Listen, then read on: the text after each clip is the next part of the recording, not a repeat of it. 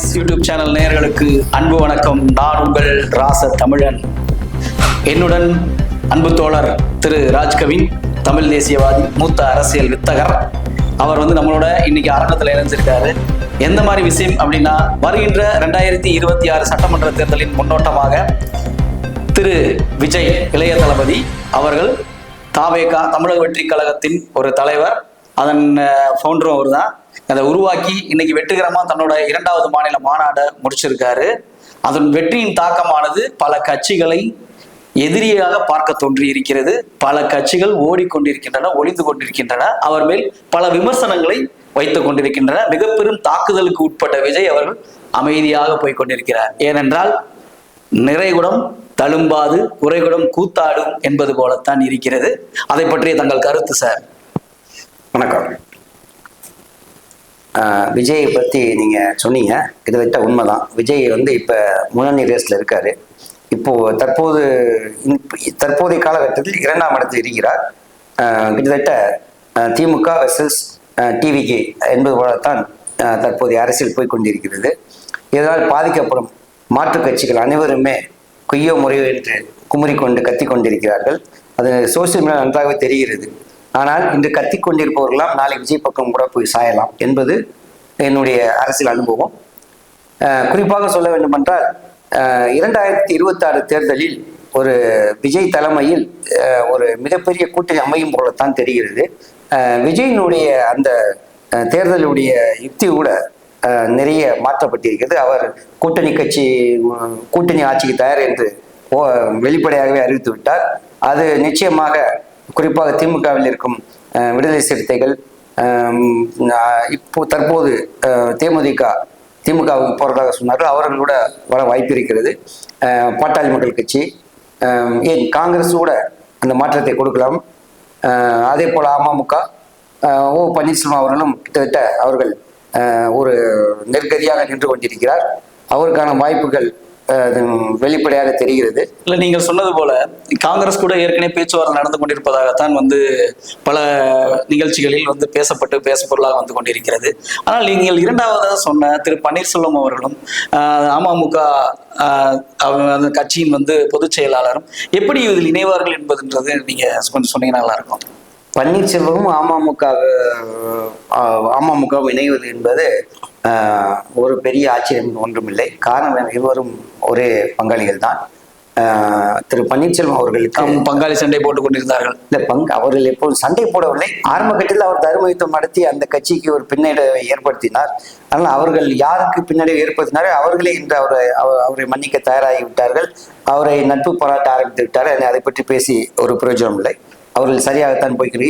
இருவரும் இணைந்தே செயல்பட தயாராகிவிட்டார் என்றே தெரிகிறது. காரணம் என்றால், எதிரிக்கு எதிரி நண்பன் என்னும் அடிப்படையில் திரு பன்னீர்செல்வம் அவர்கள் இதற்கு முன்னர் திரு டிடிவி தினகரன், சசிகலா அம்மையாருக்கு எதிராக அவர் எப்படி திரு பழனிசாமி கை கொடுத்தாரோ அதே மாதிரி இன்று பழனிசாமிக்கு எதிராக அவர் மாற்று பங்காளியுடன் கை கொடுக்க தயாராவது ஒன்றும் பெரிய ஆச்சரியம். இது சரியான ஒரு கூட்டணியில் செல்லும் என்பது போல் உங்களது கருத்து? நிச்சயமாக. காரணம் என்னன்னு கேட்டால், அங்கே பழனிசாமி இவர்கள் உள்ளே வந்தால் தன்னுடைய இருப்பு கேள்விக்குறியாகிவிடும் என்பதை தெரியும். ஏனென்றால் இவர்கள் அனைவருமே திருமதி சசிகலா அம்மையாராலும் திரு டிடிவி தினகரன் அவர்களாலும் கை காட்டப்பட்டவர், உருவாக்கப்பட்டவர்கள்.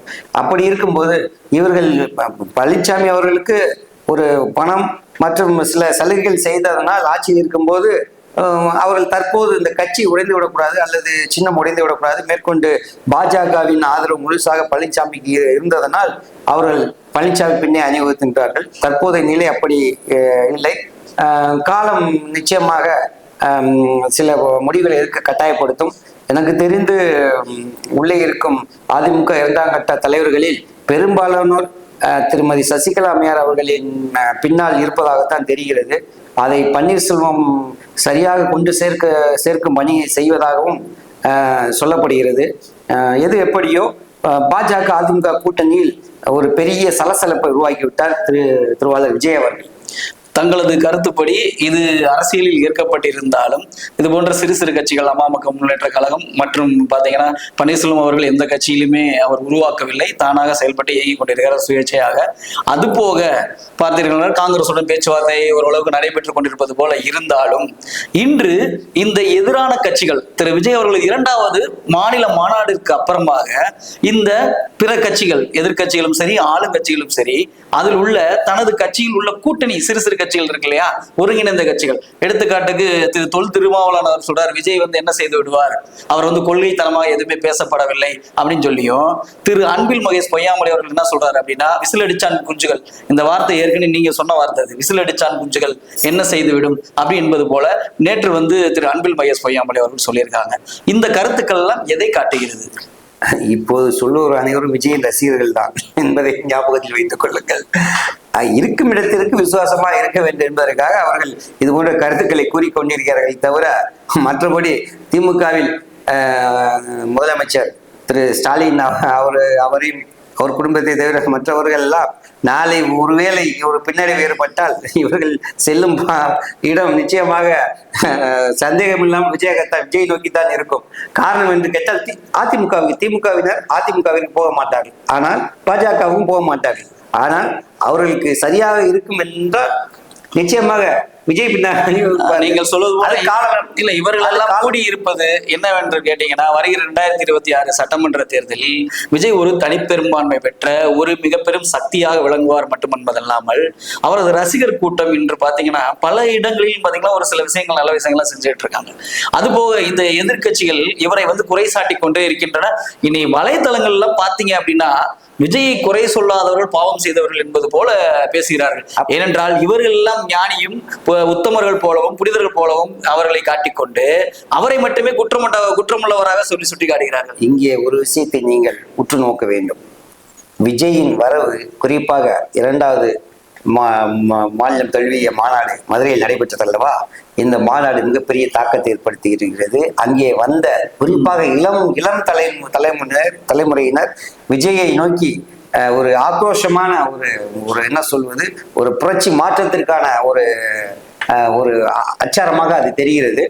எனவே இதை பார்த்து அவர்கள் குறிப்பாக சொல்ல வேண்டும் என்றால் அனைத்து கட்சியில் இருக்கும் உறுப்பினர்களே அங்கே சென்றிருக்கிறார்கள் என்பதுதான் இங்க முக்கியமான உண்மை. என்ன விஷயம் கேட்டீங்கன்னா ஒரு வலைதளத்துல ஒரு பதிவை பார்த்தேன். இது பாத்தீங்கன்னா ஒரு திரு விஜய் அவர்கள் மாநாட்டுல டாஸ்மாக் கடையை நோக்கி எல்லாம் உட்கார்ந்த மாதிரி சொன்னாங்க. கடைசியில் அதை பார்த்தா துண்டு போட்டு காட்டுறாங்க. அது யாருன்னு கேட்டா திராவிட முன்னேற்ற கழகத்துல இருந்து வந்தவங்க அந்த வேலையை பார்த்திருக்காங்கன்னு சொல்லி பதிவுகள்ல போட்டு பயங்கரமா வைரல் ஆகிட்டு இருக்கு. இந்த விஜயை தாக்குவர்களில் திமுக மற்ற கட்சியினரை விட நாம் தமிழர்கள் சீமான் தம்பிகள் தான் அதிகமாக தாக்குகிறார்கள். காரணம் என்னவென்று கேட்டால் கடந்த முறை அவர்கள் ஒரு 8% வாக்கு பெற்றார்கள். ஆனால் சீமான் விஜயுடன் கூட்டணி சேர்வார் என்று எதிர்பார்க்கிறார்கள். அவர் சேராத பட்சத்தில் அவருக்கு பின்னடைவாக ஏற்படும் என்பது சொல்லப்படி. காரணம் என்னவென்று கேட்டால் தொடர்ந்து இப்படியே போய் கொண்டிருக்க முடியாது. நீங்கள் அதிமுக, திமுக, பாஜக, காங்கிரஸ் எதிர்க்கிறீர்கள். அப்படி என்றால் விஜயோட கை கோர்ப்பதற்கு என்ன உங்களுக்கு உள்ள எதிர்க்கிறீர்கள்? சரி, அதே போன்று இது போன்ற கட்சிகள் திராவிட தேசிய கட்சிகளுடன் கூட்டணி வைக்க மாட்டேன் என்கிறீர்கள். சரி, அப்படியே உங்களுக்கு எது சரியாக இருக்கும் என்றால் விஜயின் வரவு நீங்கள் நிச்சயமாக உங்களுக்கு ஒரு நல்ல ஒரு மாற்றத்தை இல்லை. அவர் ஆரம்பத்துல பாத்தீங்கன்னா திரு சீமான் அவர்கள் பாத்தீங்கன்னா முதல்ல தம்பி வரட்டும், அரசியலுக்கு முதல் வர வேண்டும் என்று எதிர்பார்த்தவரே திரு சீமான் அவர்கள் தான். அவர் வந்த பின்னாடி அவரோட கொள்கை வேறா இருக்கின்ற பட்சத்துல என்னோட கொள்கை எப்பொழுதும் போல வேறாகத்தான் இருக்கிறது, நான் எப்பொழுதும் போல தனியா நிறுத்திக்கொண்டு சொல்லிட்டு அவர் 50% வேட்பாளர்களை நிறுத்திவிட்டார். இதற்கு பிறகும் அவர் கூட்டணிக்கு போவார் என்று எதிர்பார்ப்பது என்பது கூட்டணிக்கு ஏற்றுக்கொள்ளது அல்ல. இருந்தாலும் ஒருவேளை அது நடந்தேறுமானால் கண்டிப்பாக 2026 கண்டிப்பாக இருவரது கொடியும் அங்கு பறக்கும். அவருடைய கொள்கை திராவிட தேசிய கட்சிகளை எதிர்ப்பது, ஊழல்வாதிகள் கூட்டணி சேராமல் இருப்பது. இவ்விரு கொள்கையை அவர் ஏற்றுக்கொள்கிறார் என்றால் நிச்சயமாக அவர் விஜய் நோக்கித்தான் போக வேண்டும். அவர் நான் விஜய் கூட கூட்டணி சேர மாட்டேன் என்று ஒரு உறுதியான முடிவு எடுத்திருக்கிறார். அந்த முடிவை எடுப்பதனால் அரசியலில் அவர் என்ன நிகழப் போகிறது? 8% ஓட்டு கூடுதலாக 10% ஓட்டாக மாறலாம், அவர் நினைக்கலாம்.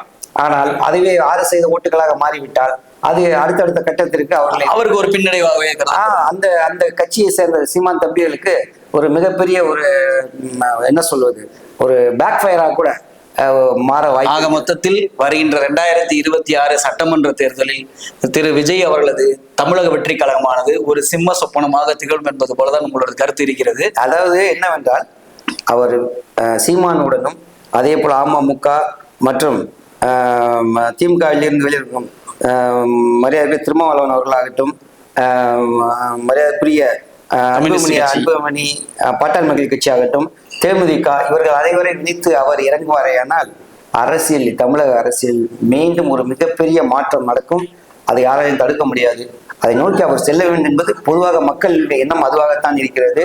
அவர் மீதும் அது மட்டுமல்ல, விஜய் தனியாக நிற்பதனால் அவருக்கு அணியில் இரண்டாம் பட்ட தலைவர் இல்லை. அதை நீங்கள் நிச்சயம் இல்லை, நீங்க சொல்ற பிரகாரம் பாத்தீங்கன்னா அவர் ஏற்கனவே ஒரு கொள்கையை வெளியிட்டுட்டார். திரு விஜய் அவர்களும் தன்னை முதல்வர் வேட்பாளர் என்ற கொள்கையை வெளியிட்டு விட்டார்.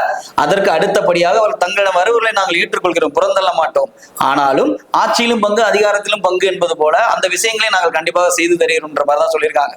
அப்போ முடிவு யார் கையில் விடப்படுகிறது என்றால், திரு விஜய் அவர்கள் அதிகாரத்தையும் ஆட்சியும் வைத்துக் கொண்டு இவர்களுக்கு பகிர்ந்தளிக்கப்படும் சொல்றப்ப ஏன் மற்ற கட்சிகள் சேரக்கூடாது? நல்ல விஷயம் தானே, சேருவார்கள். அப்படி சேரும் பட்சத்தில் அது தமிழகத்திற்கு ஒரு மிகப்பெரிய மாற்றமாக இருக்கும். அது திராவிட தேசிய கட்சிகளுக்கு ஒரு மிகப்பெரிய சமட்டி அடியாக இருக்கும் என்பது எனது கருத்து. நிச்சயமாக மக்கள் மாற்றத்தை எதிர்பார்க்கிறார்கள். திமுக போன்ற தற்சமயம் ஒரு பலமிக்க அணியை விஜய் சந்திக்க பல கட்சிகளுடன் கூட்டணி அமைக்க வேண்டும். கூட்டணி அமைக்கும் போது என்னென்றால், விஜயிடம் இரண்டாம் கட்ட தலைவர் என்பது தற்போது இல்லை. இரண்டாம் கட்ட தலைவர் என்றால் அவர்கள் தான் களத்தில் இறங்கி அந்த பணி அந்த பகுதியை செய்யக்கூடியவர்கள், அதாவது தேர்தல் அனுபவம் மிக்கவர்களாக இருக்க வேண்டும். ஆனால் விஜயிடம் அப்படி இல்லை. இப்பொழுது இவர் கூட்டணி வைக்கிறார் என்றால் அந்த கூட்டணியில் இருக்கும் இரண்டாம் கட்ட தலைவர்கள் எல்லாம் அவருடன் சேர்ந்து அவர் அந்த தேர்தலை சந்திக்கும் போது நிச்சயமாக வெற்றி வாய்ப்பு மிக பிரகாசமாக இருக்கும். நிச்சயமாக அப்படித்தான் போகும் என்று கருதுகிறேன். நிறைய பத்திரிகையாளர்களாகட்டும், அரசியல் விமர்சகர்கள், அரசியல் வல்லுநர்களாகட்டும், அனைவருமே அதை செய்ய வேண்டும் விஜய் என்று எதிர்பார்க்கிறார்கள். அப்படி செய்யும் பட்சத்தில் நிச்சயமாக தமிழகத்தில் அவர்கள் ஆட்சியை பிடிப்பதற்கான வாய்ப்புகளும் உண்டு என்பது. வருகின்ற 2026 சட்டமன்ற தேர்தலில் திரு விஜய் அவர்களது தமிழக வெற்றி கழகமானது ஒரு மிகப்பெரும் வெற்றியடையும் என்பதை போல தங்களது கருத்துக்கள் அமைந்துள்ளது. இந்த கருத்துக்கள் நிஜமாகுவதற்காக அந்த வைபர் வாய்ஸ் சேனல் வாயிலாக உங்களை கேட்டுக்கொள்கிறோம். நன்றி, வணக்கம். வணக்கம்.